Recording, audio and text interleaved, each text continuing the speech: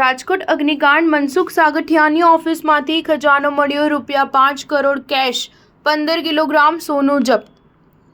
રાજકોટ અગ્નિકાંડને લઈને એક મોટા સમાચાર સામે આવી રહ્યા છે, જેમાં સસ્પેન્ડેડ ટીપીઓ મનસુખ સાગઠિયાની ઓફિસનું સીલ ખોલતા જ તેમાંથી કરોડોનો ખજાનો એસીબીને હાથે લાગ્યો હતો।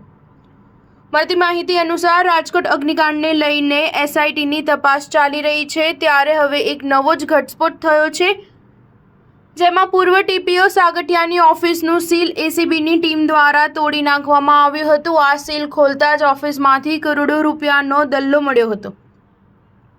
એસીબીની ઓફિસમાંથી ₹5 કરોડ રોકડા અને 15 કિલો સોનું હાથ લાગ્યું હતું। અગાઉ રાજકોટ અગ્નિકાંડના મુખ્ય આરોપી એમડી મનસુખ સાગઠિયાની તપાસમાં એન્ટી કરપ્શન બ્યુરો દ્વારા ચોંકાવનારા ઘટસ્ફોટ કરવામાં આવ્યા હતા।